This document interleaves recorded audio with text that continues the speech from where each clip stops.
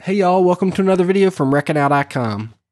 Well, the sand bass run is here in Texas, and today I'm pulling together some homemade flutter jigs to fish for them back in the creeks. This is fairly simple to do and will save you money over time if you like to fish. You'll need to invest in a hot pot, a respirator, and some leather gloves to bring the lead up to temp, and then you can also purchase the desired molds and paint.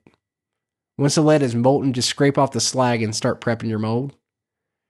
Run the mold over a lit candle to get it all covered in soot so the lead comes out of the mold easier.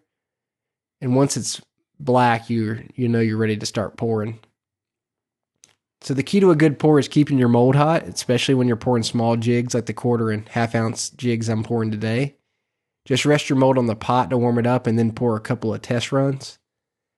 You can then put the test pours back in your pot, and then you'll have to prepare your wire forms.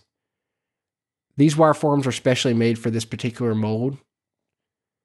I use a pair of pliers because, again, the mold is hot, and then I put the forms and make sure that the mold closes tightly.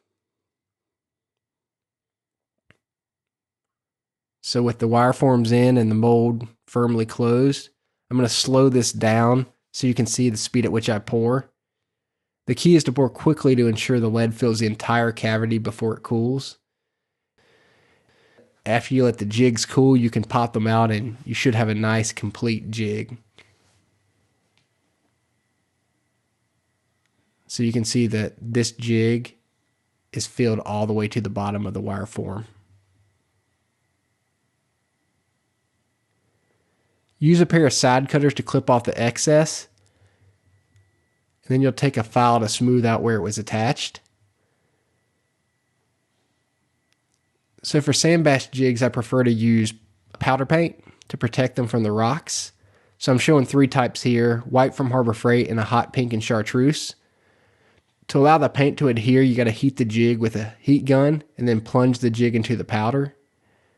I hang mine in an old toaster oven, and I use 14-2 Romex copper just to form some small hooks.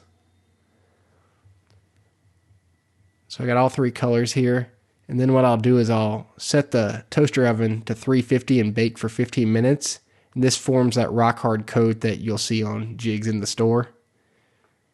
Once they cool, I like to add some painted on eyes. I use acrylic fluorescent paint in a small dowel to just dab a bit on both sides of the jig. And once they dry, I'll add a size 2 split ring, and then a size 6 hook for the 1/4 ounce and a size 4 treble for the 1/2 ounce. So you can crank out a whole box of these jigs in a short amount of time, and I have plenty of them for when the bite's on. I hope that helps y'all get out on the water and catch some sand bass.